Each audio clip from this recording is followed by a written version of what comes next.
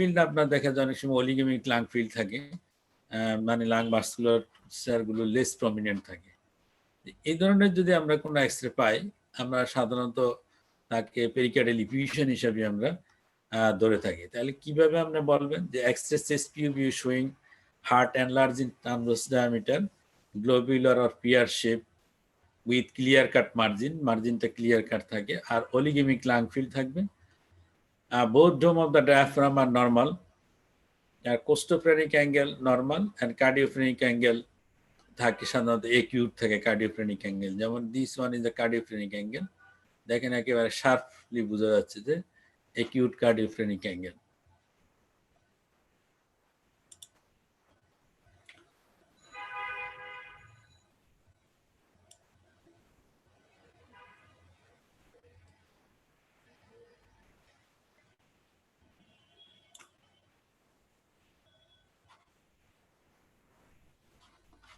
আর next হলো যেমন এখানে দেখেন এই এক্সরেতে আমরা যেটা বুঝাতে চাচ্ছি যে হার্টটা যে আপনার ট্রান্সভার্স ডায়ামিটার যে এনলার্জ, কিভাবে আপনি এটাকে বলেন যে এনলার্জ, এটা হচ্ছে ইন্টারথোরাসিক ডায়ামিটার আগে মাপতে হয়, তারপর হচ্ছে হার্টের আপনার হচ্ছে ম্যাক্সিমাম ডায়ামিটার মাপা হয়। তো সাধারণত মিড লাইনে একটা লাইন ড্র করে তারপর হচ্ছে আপনার রাইট সাইডে তার ম্যাক্সিমাম ডায়ামিটার আর লেফট সাইডে ম্যাক্সিমাম ডায়ামিটার যেটা যোগ করে তারপর আমরা দেখি যে হার্ট এনলার্জ কিনা। হার্ট এনলার্জ বলতে হলে কিছু আপনার প্যারামিটার আছে, আমি পরবর্তীতে যেগুলো বলবো, তবে ইন জেনারেল এটা দেখলেই তো বোঝা যায় যে heart enlarge in transverse diameter. আর আমরা যেটা বললাম ক্লিয়ার কাট মার্জিন থাকবে, আর হচ্ছে লাং ফিল্ড হলো অলিগেমিক থাকবে। এই ধরনের একটা এক্সরে থাকলে আমরা সাধারণত তাকে বলবো। আর অ্যাঙ্গেলটা যদি একিউট অ্যাঙ্গেল হয় কার্ডিওফ্রেনিক, আর কোস্টোফ্রেনিক অ্যাঙ্গেল যদি ক্লিয়ার থাকে তখন আমরা তাকে সাধারণত পেরিকার্ডিয়াল ইফিউশন বলবো। নেক্সট হলো পেরিকার্ডিয়াল ইফিউশনের আপনার শুধু এক্সরে দিয়েই তো শেষ হবে না, এক্সরে বলার পরেই আপনার কিছু কিছু প্রশ্ন এখান থেকে থাকবে যে ডিফারেন্সিয়াল ডায়াগনোসিস কি হইতে পারে, আর কি কি কারণে এরকম হতে পারে, তারপরে যেমন ক্লিনিক্যাল প্রেজেন্টেশন কি কি কারণে পেরিকার্ডিয়াল ইফিউশন হয়, কার্ডিয়াক কম্পোনেন্ট কি, পেরিকার্ডিয়াল ইফিউশন আপনার কনফার্ম করা হয় কি টেস্টের মাধ্যমে, কনফার্ম করি আমরা সাধারণত ইকোকার্ডিওগ্রাফির মাধ্যমে, তারপর মাইল্ড মডারেট সিভিয়ারিটি কিভাবে আপনার অ্যাসেসমেন্ট করে, এগুলো সম্পর্কে কিছুটা আপনার পরীক্ষা জিজ্ঞাসা করবে। কমন প্রেজেন্টিং সিমটমের ভিতরে থাকে সাধারণত ডিসনিয়া, মোস্ট কমন সিমটম যদি ইফিউশন যদি বেশি থাকে। মাইল্ড ইফিউশন থাকলে তেমন কোনো কমপ্লেইন থাকে না। তারপর pleuritic chest discomfort, cough, fatigue, hoarseness voice থাকতে পারে, হর্সনেস ভয়েস, হিকআপ, সিনকোপ। তারপর হচ্ছে আপনার সিমটমস আর most likely associated with rapidly accumulating effusion, যত তাড়াতাড়ি ফ্লুইড অ্যাকুমুলেট হবে এবং যদি খুব কার্ডিয়াক কম্পোনেন্ট ডেভেলপ করে ইফিউশন ডেভেলপ করে পেশেন্ট তখন হাইপোটেনশন থাকে, হার্ট রেট পালসও তেমন ভালো বোঝা যায় না, টেইকার্ডিয়া থাকে। আর সে পেশেন্ট এক্সামিনেশন যদি করেন কি পাবেন, normal physical examination in most cases unless cardiac component present, মানে যদি খুব কম পরিমাণে ইফিউশন থাকে তাহলে খুব বেশি কিছু ফাইন্ডিংস পাওয়া যাবে না, টেকিকার্ডিয়া থাকে, হাইপোটেনশন থাকতে পারে, মাফল হার্ট সাউন্ড কম বোঝাইতে পারে, বেশি ইফিউশন থাকবে তখন হার্ট সাউন্ড বোঝাই যাবে না। আর হচ্ছে আপনার অ্যাপেক্সটা লোকালাইজ করা যায় না অনেক সময় যদি ইফিউশন বেশি থাকে, এলিভেটেড যে বিপি থাকে, পালসাস প্যারাডক্সাস থাকে।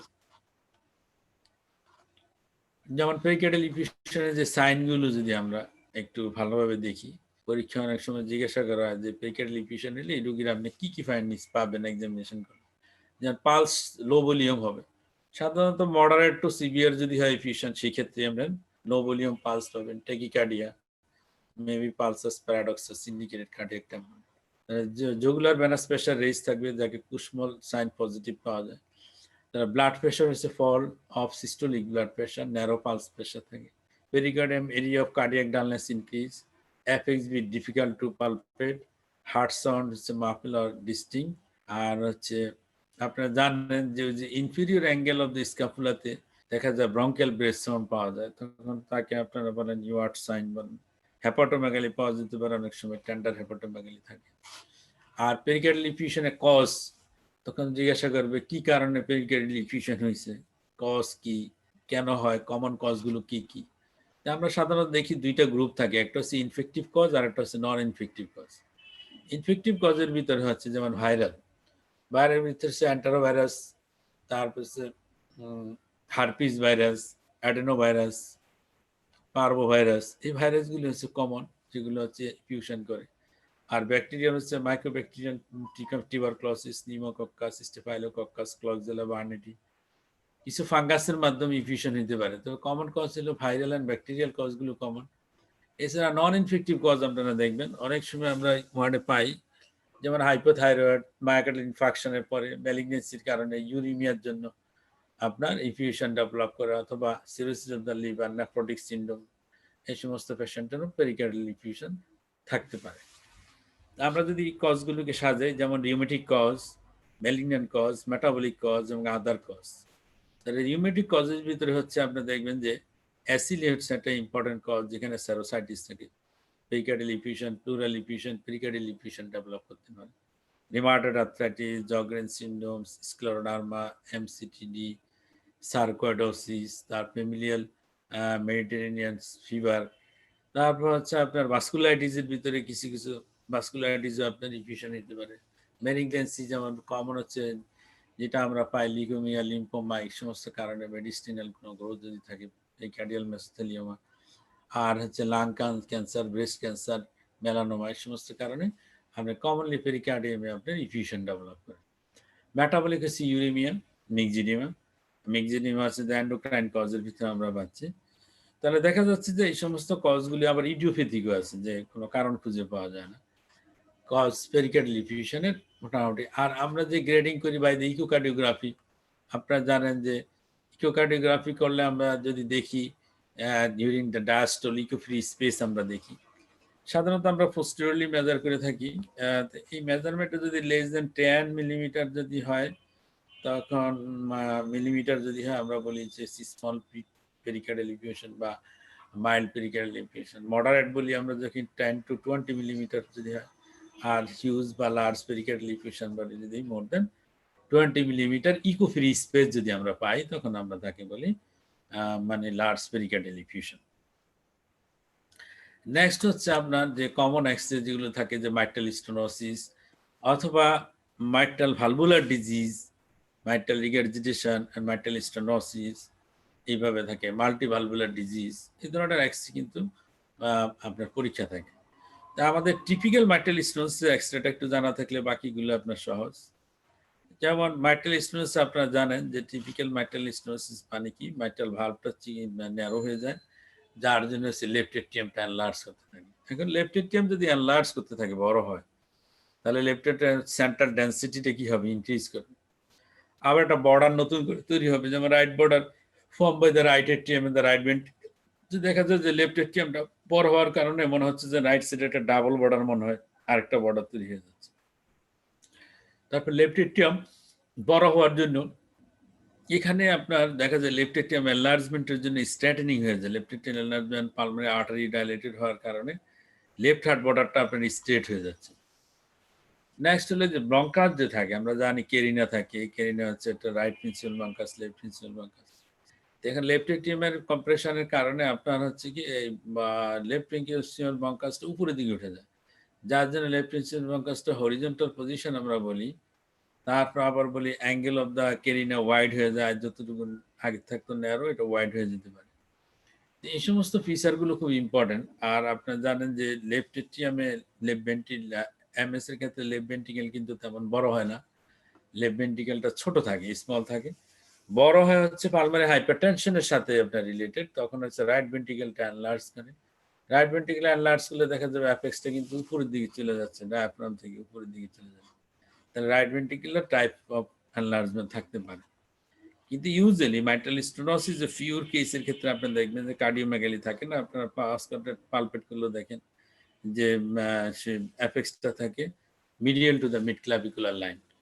তাহলে দেখা যাচ্ছে যে পিওর মাইট্রাল স্টেনোসিসের ক্ষেত্রে কার্ডিওমেগালি সাধারণত থাকে না। লেফট এট্রিয়াল এনলার্জমেন্টেরই যত ফিচার আছে সব এখানে বোঝা যায় লেফট এট্রিয়াল। আর হচ্ছে কি আপার লোব ডাইভারশন থেকে আপার লোব ভেসেলগুলো আপনার প্রমিনেন্ট থাকে। এখানে মোটামুটি হচ্ছে this is a typical radiological findings of mitral stenosis. মানে left heart border, straightening of the left heart border খুব মানে একেবারে মানে ইম্পর্টেন্ট একটা সাইন, এবং এটা বলতেই হয় এই স্ট্রেটেনিং কেন, কিভাবে হয়, বর্ডার কি দিয়ে ফর্ম হয়, অনেক সময় পরীক্ষা জিজ্ঞাসা করা হয় যেখানে কি আছে। যেমন একেবারে উপরেরটা আপনারা জানেন যে এটা হচ্ছে অ্যাওর্টিক নাকেল। তারপরেই হচ্ছে হলো কি এরপরে আসবে হচ্ছে পালমারি আর্টারি কম্পোনেন্ট থাকে। তারপর লেফট এট্রিয়াল পার্ট থাকে। Left atrial part, pulmonary artery, left atrium. Next হলো this one is the left ventricular border.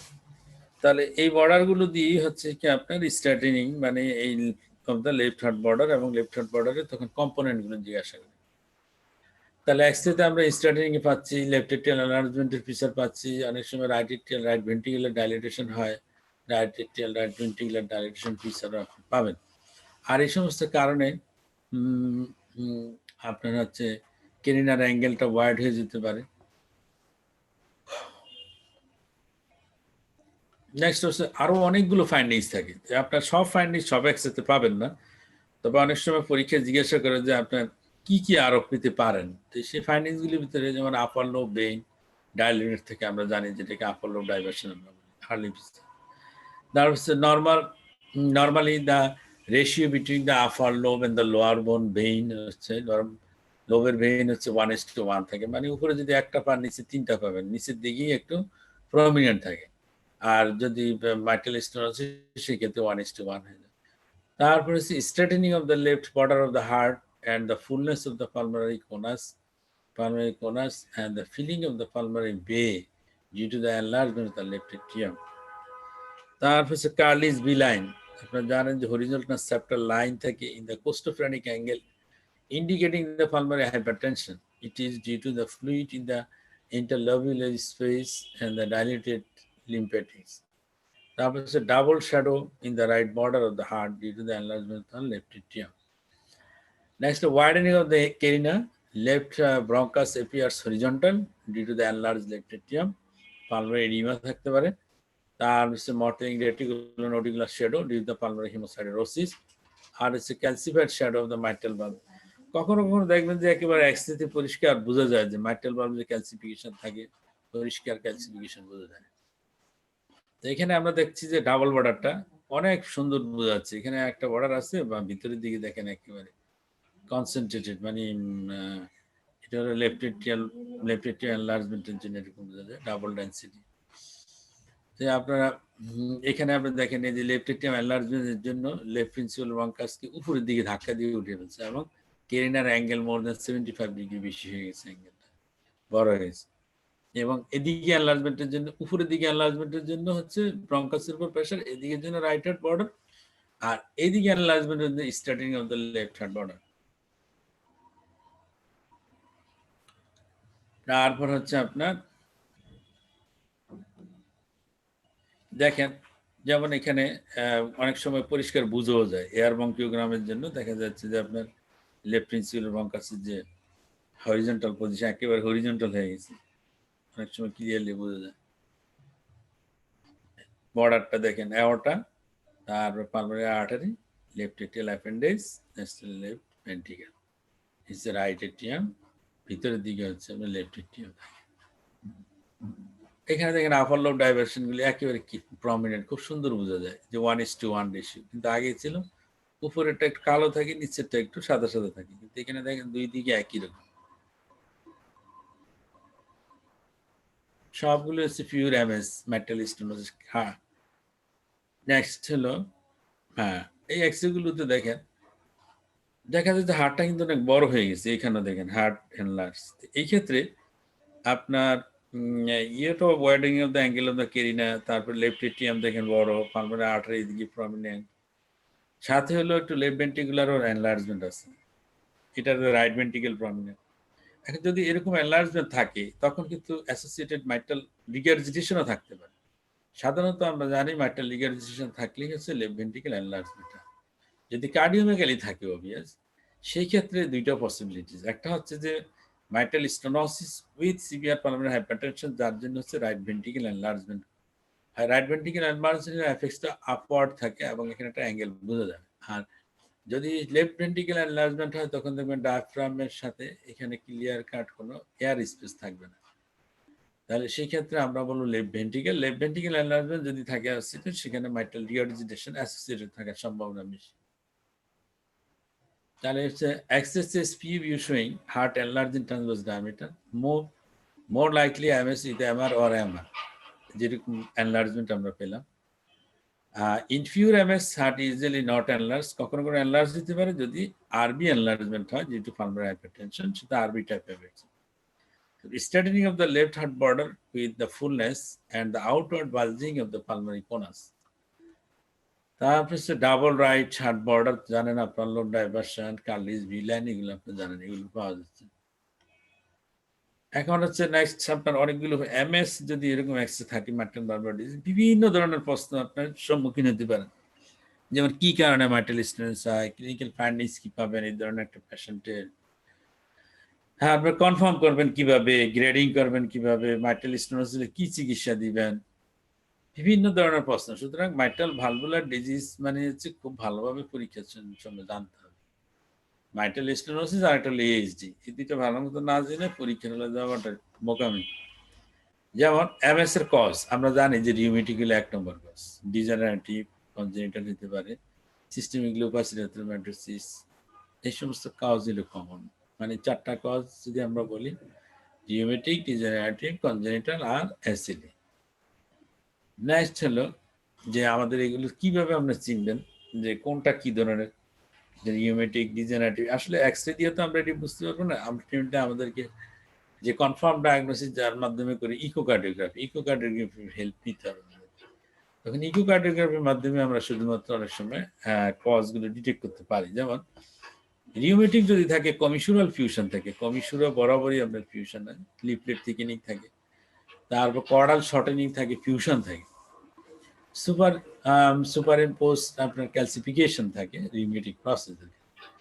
Degenerative হলে এনুলার ক্যালসিফিকেশন থাকে, লেয়ারলি লিফলেট থিকেনিং আর ক্যালসিফিকেশন আর বেইজে থাকে, আর ওখানে টিপে থাকে ক্যালসিফিকেশন, এখান থেকে বেইজে থাকে ক্যালসিফিকেশন। নেক্সট হলো কনজেনিটাল, হচ্ছে আপনার যে সাবভালভুলার অ্যাপারাটাসে অ্যাবনরমালিটিস থাকে কনজেনিটাল। সাবভালভুলার অ্যাপারাটাসে যদি অ্যাবনরমালিটিস থাকে তখনই আমরা কনজেনিটাল সাসপেক্ট করি। আর হচ্ছে systemic lupus carcinoid drug induce হলে leaflet thickening and the restriction are common. Thickening হবে, রেস্ট্রিকশন হবে লিফলেট। তারপর হচ্ছে কমিশুর আর রেয়ারলি ফিউজ, মানে কমিশুরে খুব একটা ইনভলভমেন্ট হয় না, কিন্তু কমিশুরে আমরা জানি কমনলি ইনভলভ হয় রিউমেটিক প্রসেসের ক্ষেত্রে, কমিশুর ইনভলভমেন্ট হলো বেশি।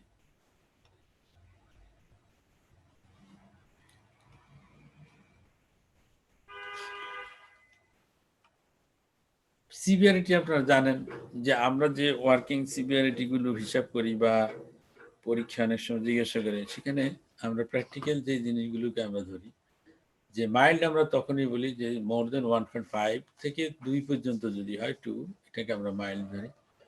মডারেট হচ্ছে 1 থেকে 1.5, সিভিয়ার হচ্ছে লেস দেন 1। আর এখানে গ্রেডিয়েন্ট হলো, মিন গ্রেডিয়েন্ট হচ্ছে less than 5, 5 to 10, more than 10 হলো severe. Pulmonary artery systolic pressure যদি লেস দেন 30, মাইল্ড, 30 থেকে 50 হলো মডারেট, মোর দেন 50 সিভিয়ার। যদি অ্যাসিড পিএসপি যদি এই ধরনের ফিচার আপনি পান। আর normal mitral area 4 to 6 centimetre square.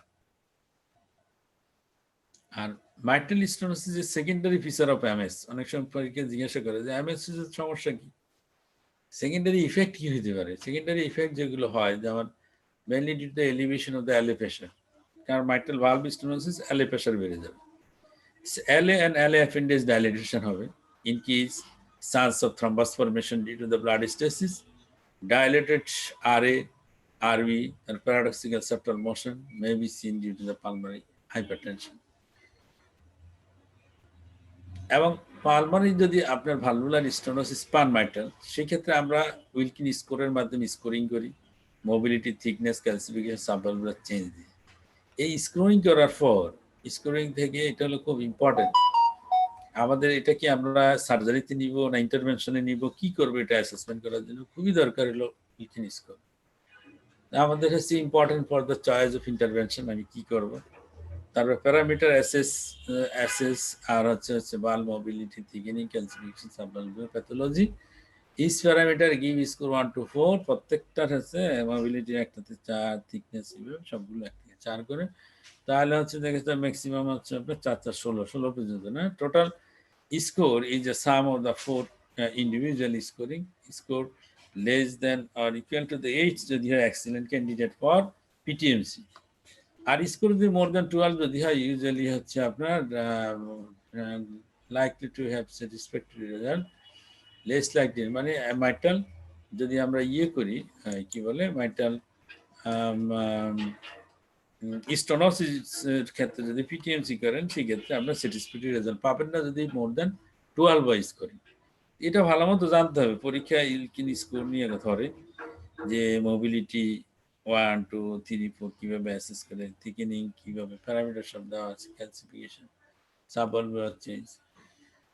যেমন আপনাদের এই মোবিল আমরা যদি থিকেনিং চিন্তা করি, যেমন leaflet near normal in thickness, তাহলে লিফলেটের থিকনেস মাপতে হবে। থিকনেস আমরা কিভাবে মাপি? Left right stand long axis ভিউতে ভালভের থিকনেস আমরা মাপি। ভালভের থিকনেসটা সাধারণত লিফলেটের আপনার টিপের কাছাকাছি মাপ হয়। তো দেখেন লিফলেট যদি এরকম 4 to 5 মিলিমিটার যদি চিকেন হয় তাহলে গ্রেড 1, 5 to 8 যদি হয় গ্রেড 2, তারপর হচ্ছে যদি পুরো লিফলেটটা যদি চিকেন হয় একটা মার্জিনে 5 to 8, এখন পুরাটাই 5 to 8, পুরাটা 5 to 8 হলো 3। আর হচ্ছে যদি মোর দ্যান 8 যদি হয়, 8 থেকে যদি আপনার 10 মিলিমিটার যদি থিকনেস হয়, টিপের consider thickness of all leaflet এরকম বেশি হয় সেটা হলো 4 হবে। এভাবে প্রত্যেকটা আপনার এইভাবে পয়েন্ট আছে, আপনার এগুলো ভালো মতো দেখে নেবেন, পরীক্ষায় কিন্তু এগুলো জিজ্ঞাসা হয় ইনভেরিয়েবলি। নেক্সট হলো আপনার এইচডি। এইচডির এক্সরে একটা কমন এক্সরে পরীক্ষার জন্য এগুলো থাকে, এবং এইচডি প্রায় জায়গায় আপনার শর্ট কেস এইচডি, এক্সরেতে এইচডি, ইকোকার্ডিওগ্রাফি এইচডি, মানে এইচডি আর এইচডি মানে পরীক্ষা মানে হলো এইচডি। সুতরাং এইচডি আর মাইট্রাল ভালভুলার ডিজিজ এগুলো না পারলে পরীক্ষা ক্রস করা খুব ডিফিকাল্ট। তাহলে যদি আমরা একটা এইচডি রোগী দেখি এক্সরেতে আমরা কিভাবে বলি যে x-ray chest view showing the heart enlarge in transverse diameter, fullness of the pulmonary conus with the outward convexity, pulmonary conusটা ফুলে একেবারে আউটওয়ার্ড কনভেক্সিটি হয়ে যায়, মানে এইচডি ক্ষেত্রে পালমোনারি ডাইলেটেশন এগুলো বেশি থাকে, pulmonary hypertension. Dilated right pulmonary artery, right pulmonary artery এমন ভাবে ডাইলেটেড হয় যেন চা খাওয়ার কেতনির মতো দেখা যায়, আমি দেখাবো। নেক্সট হলো প্লেথরিক লাং ফিল্ড। আমরা যেমন বলছি যে পেরিকার্ডিয়াল ইফিউশন যদি থাকে কার্ডিয়াক টেম্পারেচার, সেই ক্ষেত্রে লাং ফিল্ড আমরা অলিগেমিক পাবো, মানে ভাস্কুলারগুলি প্রমিনেন্ট থাকে না। মাইটাল স্টেনোসিসের ক্ষেত্রে আমরা বলছি যে উপরে কি হয় আপোলো ডাইভার্সন থাকে, মানে উপরের ভেসেলগুলি প্রমিনেন্ট থাকে। আর আমরা এখানে কি বলতে চাচ্ছি যে প্ল্যাথরিক মানে পুরো লাং এর সব জায়গায় ব্লাড ভেসেলগুলো প্রমিনেন্ট থাকে, এক্সেপ্ট যদি আপনার এইচডি রোগী পালমোনারি হাইপারটেনশন অনেক ডেভেলপ করে পেরিফেরাল প্রোনিং হয়ে যায়, তাহলে পেরিফেরাল 1/3 দেখা যাবে যে কোনো ব্লাড ভেসেল নাই, মিডিয়াল 2/3 ব্লাড ভেসেল আছে। এইবার যদি রোগী অ্যাসেনমেগার সিনড্রোম হয়ে যায় তাহলে দেখবেন যে আবার কি হচ্ছে অলিমিক ক্লাইন ফিল্ড হয়ে গেছে। তাহলে একটা বুকের এইচডি রোগীরই সব সময় যে প্ল্যাথরিক পাবেন ব্যাপারটা এরকম না। Plethoric lung field is depend upon the stage of HD. যেমন একেবারে আর্লি স্টেজ হিমোডাইনামিক তেমন চেঞ্জ নেই, লাং ফিল্ড নর্মাল, কিচ্ছুই পাবেন না। তারপর যখন দেখবেন মোটামুটি হিমোডাইনামিক ডিরেজমেন্ট শুরু হয়ে গেছে, প্ল্যাথরিক লাং ফিল্ড, পালমোনারি হাইপারটেনশন শুরু হয়ে গেছে, পেরিফেরাল প্রোনিং মানে পেরিফেরাল 1/3 কোনো ব্লাড ভেসেল নেই। তারপর severe pulmonary hypertension with Eisenmenger syndrome develop করে, তখন আমাদের পুরো লাংই অলিগেমিক লাং ফিল্ড। তাহলে দেখা যাচ্ছে যে ফাইন্ডিংস গুলি সব ফাইন্ডিংস কিন্তু রিলেটিভ ফাইন্ডিংস, এগুলো হচ্ছে আসলে রোগীর স্টেজের উপর ডিপেন্ড করবে আপনার কি অবস্থা, তাই না? নেক্সট হচ্ছে আমরা ইনকনস্পিসিয়াস অ্যাওর্টা, মানে অ্যাওর্টাটা সাধারণত এইচডি রোগীর ক্ষেত্রে সব সার্কুলেশন হয়, আপনি দেখেন যে ব্লাড আসতেছে কোথা থেকে, ব্লাড হচ্ছে পালমোনারি ভেইন দিয়ে আসতেছে, হচ্ছে আপনার 4টা পালমোনারি ভেইন দিয়ে হচ্ছে left atrium, blood goes to the right এট্রিয়ামে ম্যাক্সিমাম ব্লাড চলে যায় এইচডি দিয়ে, তারপরে কোথায় যাচ্ছে, তারপরে হচ্ছে right ventricle pulmonary artery pulmonary vein, left atrium থেকে হচ্ছে আপনার রাইট এট্রিয়াম থেকে রাইট ভেন্ট্রিকেল। তাহলে দেখা যাচ্ছে যে একটা ভেন্ট্রিকেল অফ থাকতেছে, সেটা হচ্ছে লেফট ভেন্ট্রিকেল অফ। তাহলে দেখা যায় লেফট ভেন্ট্রিকেলে তেমন কোনো ফ্লোই হচ্ছে না, লেফট ভেন্ট্রিকেলটা আমাদের অফ থাকে। তাহলে যে লেফট ভেন্ট্রিকেল যদি অফ থাকে তাহলে লেফট ভেন্ট্রিকেল থেকে ব্লাড কোথায় যাবে, অ্যাওর্টা যাবে, তাহলে অ্যাওর্টাতে তো ব্লাড কম যাবে, তাহলে অ্যাওর্টা কি হবে, ইনকনস্পিসিয়াস মানে ছোট স্মল, অ্যাওর্টা বুঝেই যাবে না। তাহলে অ্যাওর্টিক সার্কুলেশনটা কমে যায়, যার জন্য হচ্ছে কি আপনি দেখবেন সিস্টেমিক হাইপারটেনশন, এই এমএসসি রোগী কি হয় 90, 60, 80, 60 ব্লাড প্রেশার। এমএসসি রোগী ক্যাকিকটিক হয়ে যায়, আস্তে আস্তে কি হয় তার ওজন কমতে থাকে, শুকনা হয়ে যায়। কারণ কি? কেন অ্যাওর্টা দিয়ে সার্কুলেশনই তো ঠিক মতো হয় না, পুরো বডি তো ডেভেলপমেন্ট ঠিক মতো হবে না, ঠিক মতো অক্সিজেন পাচ্ছে না, নিউট্রিশন পাচ্ছে না, সব ঘুরতেছে লাংসের ভিতর দিয়ে। এর জন্য হচ্ছে কি আপনার ইনকনস্পিসিয়াস অ্যাওর্টা হচ্ছে, তাই তো? জানি এট্রিয়াল সেপ্টাল ডিফেক্ট এএসডির ক্ষেত্রে। নেক্সট আসেন হচ্ছে যে এট্রিয়াল সেপ্টাল ডিফেক্ট, যেমন অস্টিয়াম সেকেন্ডারিয়াম টাইপ যদি হয়, দেখেন এই এক্সরেতে আমরা যেটা পাচ্ছি,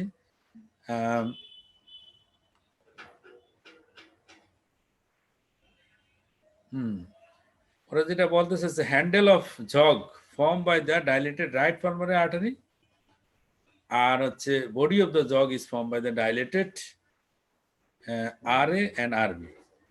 আরএ আর আরবি দিয়ে হলো বডি অফ দ্য জগ, আর handle of the jug is form by the dilated right pulmonary artery. ওরা যেটা বলতে চাচ্ছে যে এইচডি রোগীর ক্ষেত্রে টিপিক্যালি জগ হ্যান্ডেল অ্যাপিয়ারেন্স হবে, দিস ইজ জগ আর this one is the handle, মানে grossly dilated pulmonary artery, this was is grossly dilated pulmonary artery.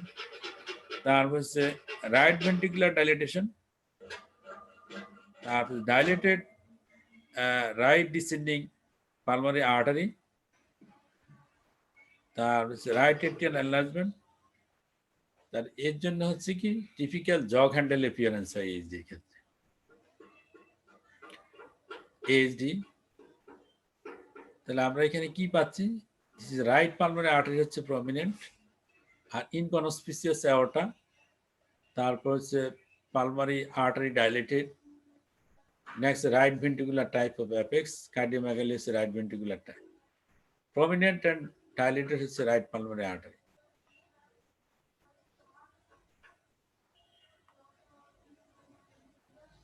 এখন হচ্ছে এইচডি রোগীর যেমন কিছু কিছু প্রশ্ন ওই আপনার এক্সরে সাথে সাথে প্রশ্ন করে, এইচডি কত ধরনের এইচডি, টাইপ কেমন, প্রিকার্ডিয়ামে কি ধরনের ফাইন্ডিংস পাবেন, ইকোকার্ডিওগ্রাফি করলে কি পাবেন, এইচডি চিকিৎসা কি করবেন, কখন চিকিৎসা করবেন, বিভিন্ন ধরনের প্রশ্ন আপনার থাকে। যেমন পেরিকার্ডিয়াল ফাইন্ডিংস আমরা কি পাই, ফার্স্ট হার্ট সাউন্ড আমাদের নর্মাল থাকে, তারপর second heart sound, first heart sound normal, second heart sound হচ্ছে wide and fixed splitting, ejection systolic murmur in the left second and third intercostal space আমরা পাই, mid diastolic murmur পাই tricuspid এরিয়াতে, evidence of pulmonary hypertension. যেমন evidence of pulmonary hypertension তো আমরা অনেক কিছু পাই না, তো পেরিকার্ডিয়ামে আমরা কি পাবো, যেমন pulmonary component of the second heart sound আমরা সাধারণত প্রমিনেন্ট পাই, আর হচ্ছে অনেক সময় পালমারি রিগার্জিটেশনের মারমার পাওয়া যায়, ট্রাইকাসপিড রিগার্জিটেশনের মারমার পাওয়া যায় পালমারি হাইপারটেনশন যদি থাকে। এছাড়া পালপেশনও আমরা কিছু জিনিস আমরা পাই, এপিগেস্টিক আমরা পালসেশন পাই, তারপর হচ্ছে লেফট প্যারাস্টেনাল হিম আমরা পাই, পালপেবল P2 পাই। তাহলে এই ধরনের ফাইন্ডিংসগুলি আমরা যদি পাই, আমরা তখন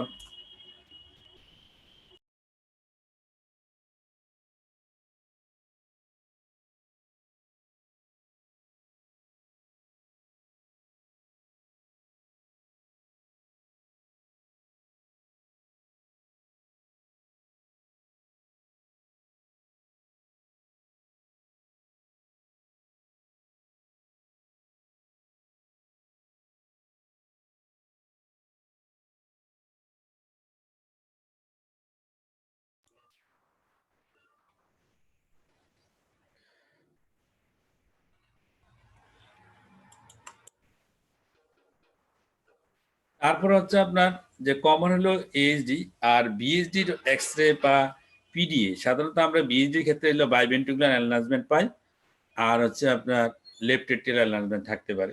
পিডিএ এর ক্ষেত্রে আপনারা জানেন পিডিএ সার্কুলেশনটাও খেয়াল করেন, যে যখন পিডিএ থাকে দেখা যায় যে অ্যাওর্টা থেকে ব্লাড যাচ্ছে পালমারি আর্টারি, পালমারি আর্টারি থেকে যাচ্ছে লাংস, পালমারি ভেইন, তারপর হচ্ছে লেফট এট্রিয়াম, আর পালমারি লেফট এট্রিয়াম, লেফট ভেন্ট্রিকেল, তারপরে অ্যাওর্টা। এখানে কিন্তু রাইট সাইড যেটা হচ্ছে রাইট এট্রিয়াম এবং রাইট ভেন্ট্রিকেল, এই দুইটা কম্পোনেন্ট দেখবেন যে এই দুইটা কম্পোনেন্টে আপনার তেমন কোনো ফ্লো যায় না, যার জন্য হচ্ছে কি আপনার enlargement of the left ventricle পাবেন, লেফট এট্রিয়াম পাবেন, অ্যাওর্টা পাবেন, পালমোনারি আর্টারি। এই জিনিসগুলো এনলার্জমেন্ট বেশি হবে পিডি এর ক্ষেত্রে। নেক্সট হলো কোয়াক্টেশন অফ দ্য অ্যাওর্টা। কোয়াক্টেশনে আমরা যদি এক্স-রে দেখি, আমরা সবসময় খুঁজতে থাকি যে রিব নসিং পাওয়া যায় কিনা। এই ধরনের টিপিক্যাল কিছু রিব নসিং থাকে, রিবের নিচে যে নসিং থাকে। আরেকটা জিনিস হলো ফিগার অফ 3 সাইন আমরা খুঁজি, যে ফিগার অফ 3 সাইন পাওয়া যায় কিনা। তাহলে ফিগার অফ 3 সাইন বা রিব নসিং যদি থাকে, তখন আমরা কোয়াক্টেশন অফ দ্য অ্যাওর্টা আমরা ইয়ে করি। যে ফিগার অফ 3 কেন হয়? এই কোয়াক্টেশনের জন্যই নিচের পার্টটা আর উপরের পার্ট মিলে ফিগার অফ 3 এর মতো দেখা যায়। আর দেখেন রিব নসিং থাকে, figure of 3 sign, here figure of 3, rib notching. যেমন এই যে এখানে দেখেন, this one is the coarctation. এখানে 3 এর উপরের পার্ট, এখানে 3 এর নিচের part. This is figure of 3। আর এখানে যে রিব নসিং, রিব নসিং। তাহলে এরকম এর সাথে আপনার দেখবেন যেহেতু হাইপারটেনশন থাকে, তার কার্ডিওমেগালি থাকে, অনেক সময় left ventricular type of cardiomegaly আমরা পাই। তাহলে কোয়াক্টেশন অফ দ্য অ্যাওর্টার এক্স-রে যদি পাওয়া যায়, এ দিয়ে দিবে পরীক্ষায়। তাহলে coarctation of the aorta on chest X-ray present with irregular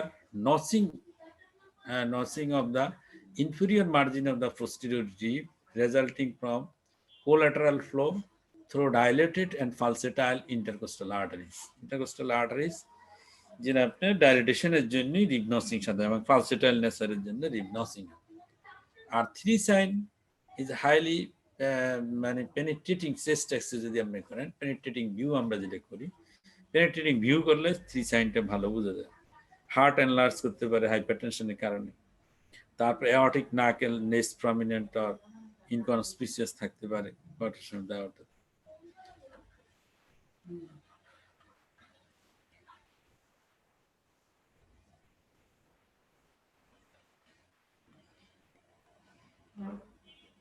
next হলো যে কমপ্লিকেশন, যে কোয়াক্টেশন অফ দ্য অ্যাওর্টা বিভিন্ন ধরনের প্রশ্ন আপনার করতে পারে, যে রোগী কি নিয়ে প্রেজেন্ট করতে পারে, তারপর পালস কেমন থাকবে, বিভিন্ন ধরনের প্রশ্ন কিন্তু হয় এখান থেকে। আপনি যে এক্সামিন করলে কি পাবেন, কোয়াক্টেশন অফ দ্য অ্যাওর্টা এক্স-রে তো যেমন থাকে, আপনার শর্ট কেস থাকলেও আপনাকে বলবে যে examination of the pulse, pulse examine করার জন্য বলে। এখানে আমরা আবার কমপ্লিকেশন কি হতে পারে কোয়াক্টেশন অফ দ্য, যেমন একটা হচ্ছে hypertension and its complication, infective endocarditis, যে জায়গায় আপনার কোয়াক্টেশন ঢুকে infective endocarditis, rupture of the coarctation site, dissecting aneurysm of the aorta, subarachnoid hemorrhage. 5 to 10% কেসে ভেরি অ্যানিউরিজম অ্যাসোসিয়েট থাকে কোয়াক্টেশন অফ দ্য অ্যাওর্টার সাথে, যার জন্য এদিকে হাইপারটেনশন, ভেরি অ্যানিউরিজম, তাহলে আপনার হেমোরেজিক সিভিটি হওয়ার সম্ভাবনা বা সারাবাকনাট হেমোরেজ যেটা। আর হলো বাইকাসপিড অ্যাওর্টিক বাল্ব থাকে কোয়াক্টেশন অফ দ্য অ্যাওর্টার সাথে। এবং এই কোয়াক্টেশন অফ দ্য অ্যাওর্টার রোগীদের আবার দেখবেন অ্যাওর্টিক বাল্বেরিয়া, অ্যাওর্টিক রিগেরজিটেশন, অ্যাওর্টিক স্টেনোসিস থাকতে পারে, ডিউ টু বাইকাসপিড অ্যাওর্টিক বাল্ব। টেক্সট হলো অ্যাসোসিয়েশন কি থাকে, যেমন কোয়াক্টেশন অফ দ্য অ্যাওর্টার সাথে কিছু অ্যাসোসিয়েশন থাকে। অ্যাসোসিয়েশনের ভিতরে হলো বাইকাসপিড অ্যাওর্টিক বাল্ব, পিএইচডি, পিডিএ, তারপর aneurysm of circle of Willis in female, Turner syndrome, occasionally Marfan সিন্ড্রোমও থাকতে পারে। টার্নার সিন্ড্রোম কিন্তু থাকে ফিমেলের ক্ষেত্রে কোয়াক্টেশন অফ দ্য অ্যাওর্টা। তাহলে অ্যাসোসিয়েশন পরীক্ষা জিজ্ঞাসা করে যে কোয়াক্টেশন অফ দ্য অ্যাওর্টার সাথে কি কি আপনার থাকতে পারে, তখন এই আনসারটা দিয়ে দিবেন, দিলে মোটামুটি পাস। নেক্সট হলো ডেক্সটোকার্ডিয়া। দেখেন ডেক্সটোকার্ডিও এক্স-রে যদি থাকে পরীক্ষা দিবে। ডেক্সটোকার্ডিয়া তো খুব সহজ বোঝার, তবে ডেক্সটোকার্ডিয়া দেখলে ফান্ডিং গ্যাস কোথায়, লিভার কোথায় বুঝতে হবে না। এখন শুধু ডেক্সটোকার্ডিয়া যেটা আমরা বলি, যখন ফান্ডিং গ্যাস লেফট সাইডে থাকবে, লিভারটা রাইট সাইডে থাকবে। যেমন আমরা যদি এই ফিগারটা দেখি, ডান দিকেরটা খেয়াল করেন, ডান দিকে ফান্ডিং গ্যাস লেফট সাইডে আছে, লিভার কিন্তু রাইট সাইডেই আছে। তাহলে সে এক ডেক্সটোকার্ড, একে ট্রু ডেক্সটোকার্ড, এখানে কোনো ডিফারেন্স নেই, এখানে অন্য কোনো সমস্যা নেই, মানে ডেক্সটোকার্ডিয়া ডেক্সটোকার্ডিয়া। আর এখানে দেখেন সে ডেক্সটোকার্ডিও আছে, তার সাথে কিন্তু ফান্ডিং গেট চলে আসছে আপনার রাইট সাইডে, লিভার চলে গেছে লেফট সাইডে। দ্যাট মিনস অর্গানগুলো ঘুরে গেছে সব। তাই একে আমরা বলি সাইটাস ইনভার্সাস, সাইটাস ইনভার্সাস উইথ ডেক্সটোকার্ডিয়া। আর এটা হলো সাইটাস ইনভার্সাস উইথ আর ডেক্সটোকার্ডিয়া বলা লাগে না, কারণ ডেক্সটোকার্ডিয়া থাকবে ইনভার্সাস যখন। আর এখানে হলো সাইটাস সলিটাসের সাথে ডেক্সটোকার্ডিয়া, তাই তো। তাহলে access chest PU view showing the heart shifted to the right side এবং funding gas on the right side. Left home of the diaphragm is raised due to the lever on the left side. Situs inversus. তাহলে আমরা এটা একটা situs inversus Axis পেলাম। আর যদি দেখি heart is on the right side of the chest, the other viscera remaining on the usual side, তাহলে আমরা এটা কি বললাম যে ডেক্সট্রোকার্ডিয়া। যেমন আগের ছবির দিকে যদি আমরা থাকি, দিস ইজ ডেক্সট্রোকার্ডিয়া। নেক্সট হলো আপনারা জানেন যে কাটাজেনাস সিনড্রোম একটা জিনিস আছে, আপনারা জানেন কাটাজেনাস সিনড্রোম, সেখানেও ডেক্সট্রোকার্ডিয়া থাকে, তার সাথে ব্রঙ্কিকটেসিস থাকে। আর ফ্রন্টাল সাইনোসাইটিস বা ফ্রন্টাল সাইনাস যদি এজেনোসিস থাকে, তখন আমরা তাকে বলি এই তিনটা কম্পোনেন্ট যদি একত্রে থাকে, তাহলে ডেক্সট্রোকার্ডিয়া যদি আপনি পান, আপনি কিন্তু খুঁজতে হবে ব্রঙ্কিকটেসিসের সাইন আছে কিনা, মানে লাংসের দিকে তাকাইতে হবে, ব্রঙ্কিকটেসিস অ্যাসোসিয়েটেড থাকতে পারে। আর ফ্রন্টাল সাইনাস তো আর এই এক্সের সাথে নাই, পরে করতে হবে আর কি।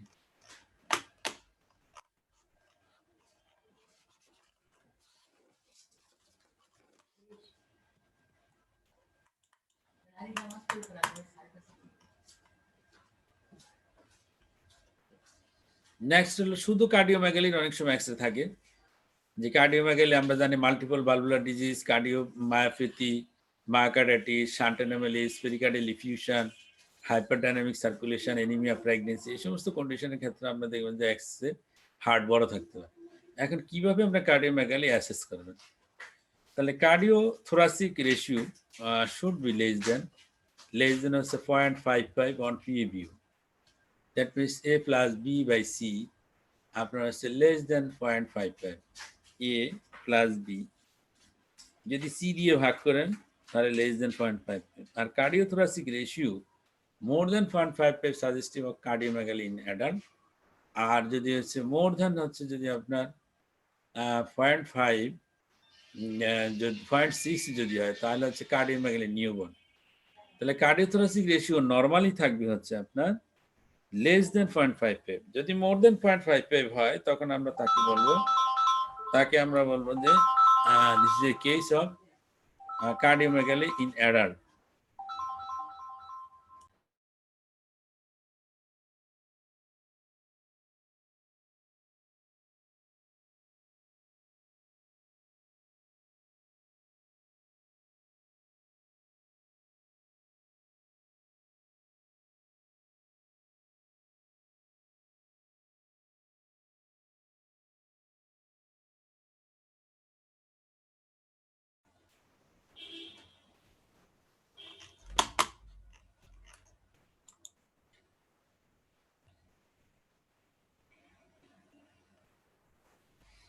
যেমন এখানে আমরা কার্ডিওমেগালি পাচ্ছি, এখানেও কার্ডিওমেগালি পাওয়া যাচ্ছে, heart enlarge in transverse diameter. Next হলো প্রোস্টেটিক হার্ট বাল্ব। প্রোস্টেটিক আমাদের কেন যেমন প্রোস্টেটিক হার্ট বাল্ব থাকলে আমরা মানে আছে না যে বাল্ব ওদিন নিছিলাম না মাইটাল পজিশন না অ্যাওর্টিক পজিশনে বাল্বটা, সেটা আমাদের তারপরে কখনো কখনো যেমন তিনটা বাল্ব থাকতে পারে, এখন কোনটা মাইটাল, কোনটা অ্যাওর্টিক, কোনটা ট্রাইগ্যাসপিড।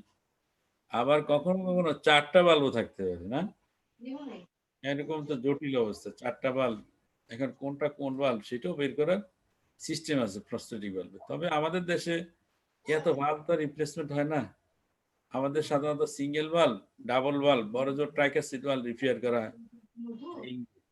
তাহলে এখন দেখেন আমরা কিভাবে আমরা বুঝবো কোনটা কি ধরনের bulb. showing the wide in the sternum, wire in the sternum indicating the sternotomy, মানে যদি কোনো রোগীর ভাল্ব লাগাইতে হয় স্টেনোটমিতে লাগে, স্টেনোটমি ওয়্যার থাকবে। তবে কিছু কিছু ক্ষেত্রে স্টেনোটমি ওয়্যার ছাড়াও ভাল্ব থাকতে পারে। Next indicating the prosthetic heart valve, পরেরটি আমরা পাওয়া যাচ্ছে যেটা মনে হচ্ছে যেন প্রোস্টেটিক হার্ট ভালভের মতো। তখন আমরা কি করি, এই line drawing from the right cardiophrenic to below the left atrium, right cardiophrenic angle থেকে right cardiophrenic angle. This one is the right cardiophrenic angle below the hilum, left hilum এর নিচ পর্যন্ত আমরা কি কোনো লাইন ড্র করব। এই লাইনের উপরে যদি কোনো ফরেন বডি পাই আমরা ভালভের মতো, তাকে আমরা বলবো aortic valve, prosthetic aortic valve. আর নিচে যদি আমরা পাই কি বলবো prosthetic mitral valve, prosthetic mitral valve.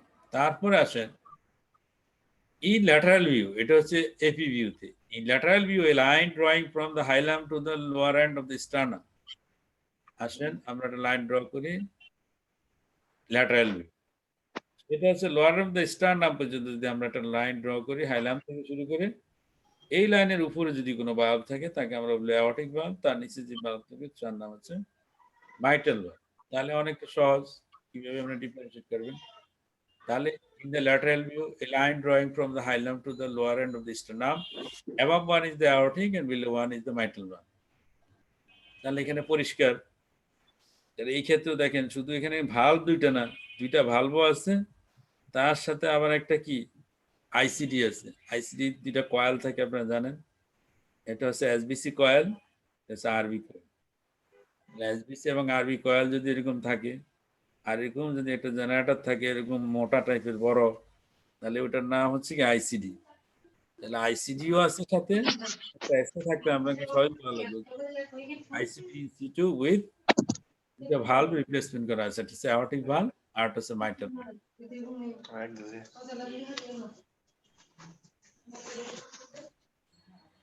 তাহলে এখানে হচ্ছে আপনি দেখেন তিনটা ভালভ আমরা এখানে পাচ্ছি, যে অ্যাওর্টিক ভালভ, মাইট্রাল ভালভ আর দিস ওয়ান হচ্ছে ট্রাইকাসিড। এখন আমরা কিভাবে ভালভ, চারটা ভালভ বা তিনটা ভালভ থাকলে ডিফারেন্সিয়েট করি। আপনারা একটু মিউট থাকেন, মিউট থাকলে তো বুঝতে সুবিধা হয়।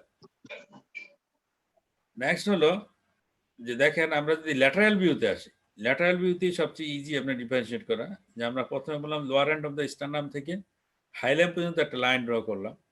আরেকটা লাইন যদি আমরা একেবারে মিড বরাবর যদি আমরা একটা লাইন ড্র করি, তাহলে আমরা দেখবো যে আপার যে কোয়াড্রেন্টটা এবং আপার অ্যান্ড টুয়ার্ডস দ্য হচ্ছে আপনার লেফট সাইড, সেখানে হলো aortic valve, and upper end the right সেটা pulmonary valve, lower end the right mitral valve, lower end the left tricuspid valve. তাহলে এইভাবে আমরা পজিশনিং ঠিক করতে পারবো যে কোনটা কোন পজিশনে ভালভ। এখন আসেন ভালভ ইম্পর্টেন্ট না, আপনি তো এটা বলতেই পারবেন দেখে যে এটা পোস্টের দিকে একটা ভালভ আছে, হয় মাইট্রাল না অ্যাওর্টিক, যে কোনো একটা কিছু হবেই। নেক্সট যে প্রশ্নর বন্যা বয়ে যাবে, সেই প্রশ্নগুলি আপনি যদি ট্যাকেল দিতে পারেন আপনার পাস হবে, পাস হবে না। এখন প্রস্তটিক ভালভ যদি এরকম একটা এক্সরে দেয়, এক্সরে দিয়ে আপনাকে প্রশ্ন হাজার খানিক প্রশ্ন আপনি করতে থাকবেন। যেমন এই এক্সরেটা দেখেন, শুধু প্রস্তটিক ভালভ বললে হবে না, উপরে একটা অ্যাওর্টিক নিচে একটা মাইট্রাল, তার সাথে কিন্তু আবার একটা ডুয়েল চেম্বার পেসমেকার লাগানো আছে। তাও দেখেন ডুয়েল চেম্বার পেসমেকার যেটা ভেন্ট্রিকুলার আরবি সেটা হচ্ছে সেপ্টাল পেসিং এ দেওয়া, আর এটা হচ্ছে রাইট এট্রিয়ামে। তাহলে septal pacing, right atrial pacing, dual chamber pacemaker with হচ্ছে আপনার কি aortic and mitral valve replacement করা আছে।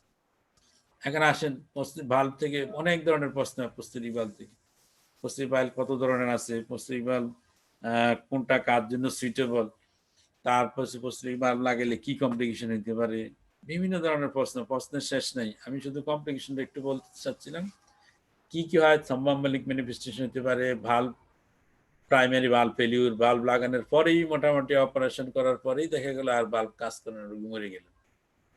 তারপর ভালভ লিকেজ হতে পারে, যেটা প্যারাভালভুলার লিকেজ আমরা বলি।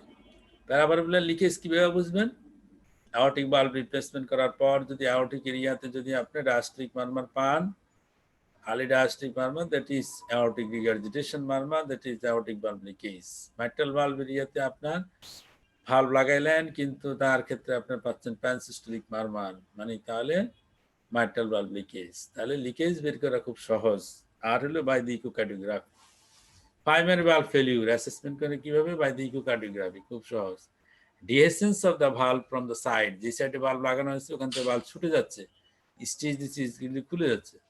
Valve obstruction by the thrombosis, the common complication, যে দেখবেন যে ভালভ ঠিকই কাজ করতেছে, হঠাৎ করে ভালভের ভিতরে কোনো ফ্লো নাই, হঠাৎ করে পেশেন্ট ফেলিউর, হাইপোটেনশন, শক নিয়ে চলে আসছে। এক নম্বর ডায়াগনোসিস ছিল ভালভ থ্রম্বোসিস, বা কি ডায়াগনোসিস? By echocardiogram. ট্রিটমেন্ট কি? By the streptokinase, fibrinolytic agent দিবেন, থ্রম্বোলাইসিস করে দিবেন, ভালভ ঠিক হয়ে যাবে। তারপর হচ্ছে কি mechanical haemolytic anaemia, it is the one of the common complication of the prosthetic বা metallic valve. Haemolytic anaemia develop করে, আরবিসি সব ভেঙে যায়। তারপরে ইন টিস্যু ভালভের ক্ষেত্রে হলো আরেক ঝামেলা, সেটা হলো perforation, rupture, degenerative changes due to calcium deposition. Degeneration হওয়া শুরু হয়, এটা হচ্ছে ডিজেনারেটিভ। ফরেন ম্যাটেরিয়ালস, এই সমস্ত ম্যাটেরিয়ালসে কি হয় আপনারা জানেন, ডিস্ট্রফিক ক্যালসিফিকেশন হয়। ক্যালসিফিকেশন হয়, ফাইব্রোসিস, পারফোরেশন, রাপচার, ডিজেনারেশন হয়। ডিজেনারেশন হয়, টিস্যু ভালভ নষ্ট হতে থাকে, ইনফেক্টিভ এন্ডোকার্ডাইটিস। তাহলে এগুলো হচ্ছে কমন কমপ্লিকেশন। এই কমপ্লিকেশন গুলো অ্যাটলিস্ট যেন বলতে পারেন পরীক্ষায় জিজ্ঞাসা করলে। নেক্সট হচ্ছে আপনার পার্মানেন্ট পেসমেকার। পার্মানেন্ট পেসমেকার আপনারা দেখবেন এক্সরে তো থাকেই। ক্লিন কাট পার্মানেন্ট পেসে সিঙ্গেল চেম্বার থাকতে পারে, ডুয়েল চেম্বার থাকতে পারে, এপি ভিউ থাকতে পারে, ল্যাটারাল ভিউ থাকতে পারে। এমনকি আগের একটা পেসমেকার লিড এখান থেকে লাগানো আছে, নতুন করে এখানে লাগানো আছে, মানে আগেরটা আপনার টাইম পার হয়ে গেছে, তার সাথে সাথে লিড নষ্ট হয়ে যাওয়ার জন্য নতুন করে আবার লিড এবং পেসমেকার লাগানো লাগছে, এরকমও পেসমেকার লাগানো থাকে। তাহলে এখানে তো পরিষ্কার যে এখানে একটা দেখেন, আর যেটা হচ্ছে রাইট এটিয়াল লিড, এখানে হচ্ছে রাইট ভেন্ট্রিকুলার, তাও সেই লিডটা হচ্ছে সেপ্টাল পেসিং এ দেওয়া আছে, তাহলে পরিষ্কার। এবং এটা হচ্ছে পেসমেকার পালস জেনারেটর, আপনারা জানেন। এখানেও দেখেন দুইটা লিড কানেকশন দেওয়া আছে, পরিষ্কার বোঝা যাচ্ছে। তাহলে এটা হচ্ছে একটা ডুয়েল চেম্বার পেসমেকার, তাই তো, ডুয়েল চেম্বার পেসমেকার। এগুলো হচ্ছে ডুয়েল চেম্বার পেসমেকার, উপরে এটিয়াল, নিচে ভেন্ট্রিকেল, এটিয়াল ভেন্ট্রিকেল লিড। এখন পেসমেকার দিলে পেসমেকারের বহু প্রশ্ন, সিঙ্গেল চেম্বার কোথায় লাগাবেন, ডুয়েল চেম্বার কোথায় লাগাবেন, কমন ইন্ডিকেশন কি, কোন রোগীকে লাগাইতে দেখছেন, তারপর যে কমপ্লিকেশন কি হয় পেসমেকারের, মানে হাজারখানিক প্রশ্নের বন্যা বয়ে যাবে যে পেসমেকার কিভাবে আপনি এই সমস্ত এগুলো মোটামুটি ভালো মতো পড়ে দিতে হবে। তো এই জন্য যদি এক্সরে থাকে, এক্সরে রিলেটেড সাথে সাথে প্রশ্ন করা শুরু করে দিই। ইন্ডিকেশন কি আমরা জানি, এগুলো আপনারা সবাই জানেন, এখন সব মুখস্থ। Complete heart block, second degree AV block with symptomatic bradycardia, bifascicular, trifascicular block with intermittent complete heart block associated with symptomatic or type 2 second degree AV block, sinus node dysfunction, যেটা আপনার অ্যাসেনোরাল ডিজিজ আপনারা বলেন, hypersensitive carotid sinus and the neurocardiac syndrome, তারপর hypertrophic cardiomyopathy, dilated cardiomyopathy। সুন্দর, এই সমস্ত কন্ডিশনগুলোতে আপনারা pacemaker লাগিয়ে থাকেন। পেসমেকার লাগানোর পর কি সমস্যা হয়, হেমাটোমা, যেখান দিয়ে আপনার কাজ করতেছেন, haematoma, haemothorax, lead dislodgement, pocket discomfort, তারপর diaphragmatic stimulation, exit block and the infection, exit block দিতে পারে। ফেলিউর টু ক্যাপচার, ক্যাপচারই হচ্ছে না, পেছনে লাগিয়ে আসছেন ভালো, পরের দিন দেখেন কোনো ক্যাপচার নেই। Lead dislocation, exit block, drug কারণে মার্কেট ইনফাকশন, কানেক্টর ফ্র্যাকচার অথবা insulation defect. Pacemaker syndrome develop করতে পারে, যেটা orthostatic hypertension, near syncope, fatigue, exercise interest, malaise, weakness, cough, awareness of the heartbeat, chest fullness, neck fullness, headache, chest pain, এই ধরনের complain আপনি নিয়ে আবার back করতে পারে। কার্ডিয়াক পারফোরেশন হয়ে যেতে পারে লিডের জন্য। তারপর হচ্ছে venous thrombosis, superior vena caval syndrome or thrombosis of the superior subclavian vein with ipsilateral arm swelling, arm ফুলে গেল, হাত মোটা হয়ে গেল, যে হাতের ভিতরে আপনি পেসমেকার লাগালেন। ওন ডিহেসেন্স, যেখানে জেনারেটর লাগাইছে ওন ফাঁক হয়ে গেছে, skin erosion, loose set screw, screw loose করে লাগাইছেন, পেসিং হচ্ছে না। তারপর হচ্ছে কি twiddler syndrome, twisting of the entire pacemaker system, অনেক সময় রোগীরা করে ফেলে। নেক্সট হলো আইসিডি, যে আইসিডি হচ্ছে implantable cardioverter defibrillator.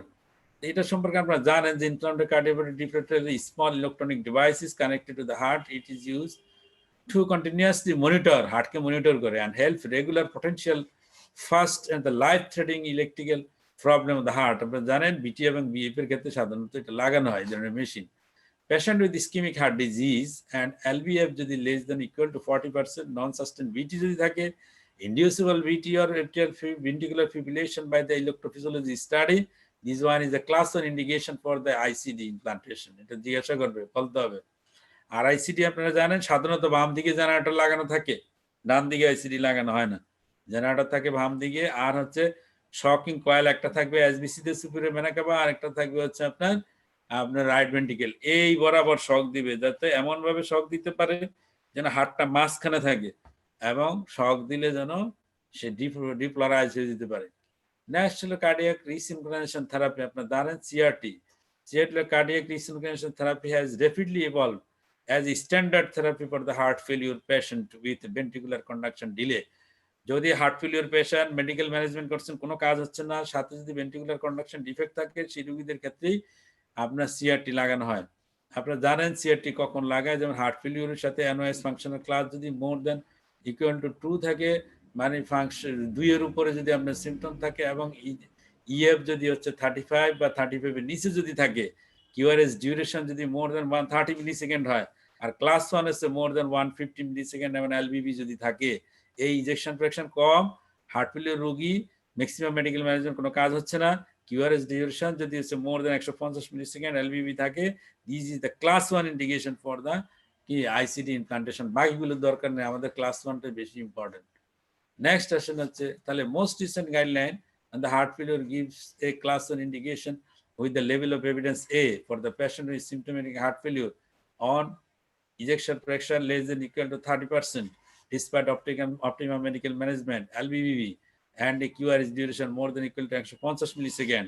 R class 1B হচ্ছে in a patient with LBB with QRS duration 130 থেকে 149 পর্যন্ত। এর ভিতরে হইলে আপনি এই সিআরটি লাগাবেন। সিআরটি এক্সরে থাকে, এক্সরেতে আপনাকে প্রশ্ন করবে, তাহলে এক্সরেতে আপনি কিভাবে বুঝবেন? এখানে দেখবেন কি সুন্দর 3টা তারের 1 2 3 তিন তারওয়ালা যে মেশিন, তার নাম হলো আপনার সিআরটি।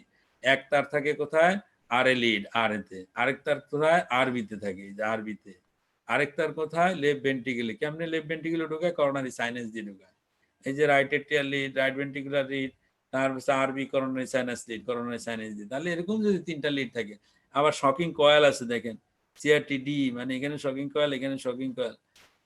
তাহলে এই ধরনের যদি আপনি দেখেন এক্সরেতে, তখন আপনি চোখ বন্ধ করে বলবেন এটার নাম হলো সিআরটি। তখনই চোখ বন্ধ করে প্রশ্ন করবে, সেই প্রশ্ন হলো যে কখন লাগাবেন, কেন লাগাবেন, এগুলি বলে দিবেন।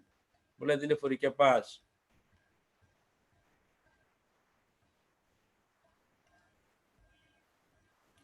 তাহলে আজকে এই পর্যন্ত থাকুক।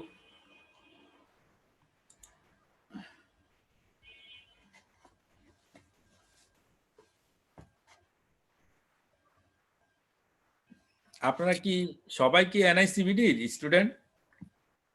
না স্যার, ওই ন্যাশনাল হার্ট কমিশন আছে স্যার। হ্যাঁ, এক্সরে আরো আছে বুঝছেন, আর মানে এগুলো আরো কিছু এক্সরে আছে, আর একটা ক্লাস হলে হয়তো এগুলো শেষ করা যাবে। আর এতগুলো বললে মাথায় কিছু ধরবে না, বুঝছেন তো, মাথা নষ্ট হয়ে যাবে। তো মোটামুটি বুঝতে পারছেন তো না? জি স্যার। হ্যাঁ জি স্যার। হ্যাঁ, প্রথমে হইলো আপনার এক্সরেতে হইলো পরীক্ষায় আপনাকে আগে আইডেন্টিফাই করতে হবে, চিনতে হবে জিনিসটা কি, তারপরেই শুরু হবে আপনার প্রশ্ন। যদি চিনতে না পারেন প্রশ্ন নাই, আপনার সবচেয়ে ভালো। চিনতে না পারলে কোনো কোশ্চেন নাই, কিন্তু চিনতে পারলে প্রশ্ন আছে, আর প্রশ্নের জবাব দিতে পারলে পাস, নাকি?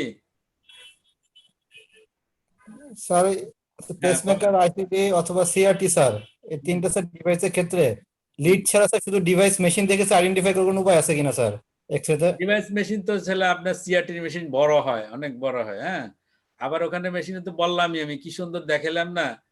যদি পেসমেকার হয়, পেসমেকারের ওখানে দেখবেন 1 অথবা 2 দুইটা থাকে না, 2টা পোর্ট থাকে। আর সিআরটির ক্ষেত্রে 2টা পোর্ট, কিন্তু শকিং কয়েল থাকে। তারপর হচ্ছে আপনার যেটা হলো সিআরটির ক্ষেত্রে হলো 3টা পোর্ট থাকে, আইসিডির ক্ষেত্রে 2টা পোর্ট আর শকিং কয়েল থাকে। আর সিআরটি আর হলো আইসিডির হলো আপনার জেনারেটরটা অনেক বড় হয়। সেটা বললাম স্যার, ইনকেস যদি সিআরটি তে স্যার 3টা পোর্ট যদি স্যার একটা যদি মিস হয়ে যায়, তখন তো স্যার বলে ফেলবো স্যার আইসিডি স্যার। কেন? নিচে লিড আছে না, সিআরটি তো আপনার শকিং কয়েল ছাড়া সিআরটি কোনোদিন হবে না। স্যার আইসিডি তে শকিং কল থাকে স্যার 2টা, ওখানে স্যার 2টা শকিং কল থাকে। কিন্তু ওই যে ভেন্ট্রিকুলার লিড তো বোঝা যায়, যে যেটা করোনারি সাইনাসে থাকে, জি স্যার। করোনারি সাইনাসে থাকে, ওটা বোঝা যায় তো। করোনারি সাইনাসের লিডটা আপনি ভালো মতো দেখবেন এক্সরে, আর যে এক্সরেতে করোনারি সাইনাসের লিড বোঝা যাবে না, ওই এক্সরে আপনাকে দিবে না তো। না স্যার, এরকম একটা এক্সরে দেখছিলাম স্যার, বোঝা যাচ্ছে না স্যার। তাই? তাহলে এক্সরে কোয়ালিটি ভালো না তাহলে। এবং এটা হচ্ছে যে পরীক্ষা ডিল করে, কন্ডাক্ট করে, পরীক্ষা কন্ডাক্ট করে কে এখন আপনাদের? জি স্যার। আপনাদের পরীক্ষা কন্ডাক্ট করে কে? মানে স্যার রেজিস্ট্রারে? জি স্যার, রেজিস্টারে স্যার।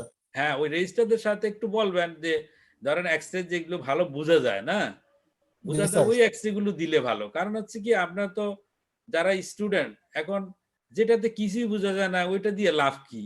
আমি যখন ছিলাম আমি সাধারণত এক্স-রে গুলো একটা পরিষ্কার এক্স-রে ছাড়া আমি দিতাম না। যেগুলো ক্লিন কাট বোঝা যায়।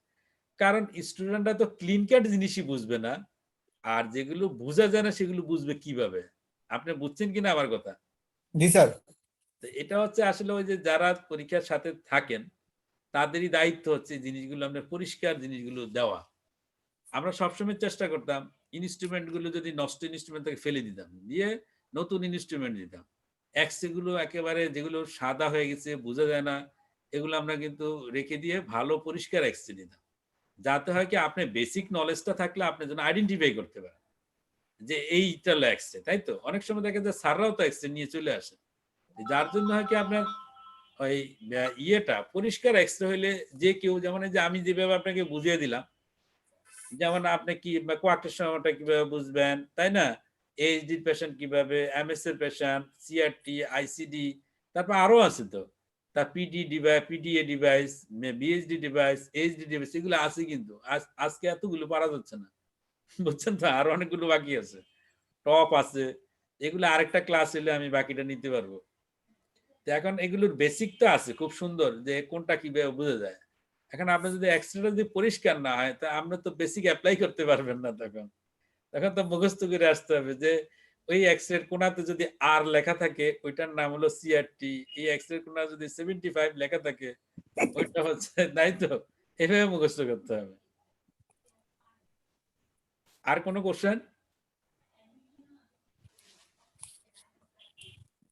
এমনি প্রশ্ন না থাকলে আজকে শেষ করে দেই না? জি স্যার। হ্যাঁ, ঠিক আছে। আরেকটু কষ্ট করে একটা ক্লাস নিয়েন স্যার, বাকিগুলো যেগুলো আছে স্যার। হ্যাঁ, এটা আপনারা আবার একটা অ্যারেঞ্জ করেন আমি আরেকবার জি স্যার। দেখে দিবেন। হ্যাঁ, জি স্যার। ঠিক আছে ভালো থাকবেন। আসসালামু আলাইকুম স্যার, থ্যাংক ইউ স্যার। ওয়ালাইকুম আসসালাম। আসসালামু আলাইকুম স্যার।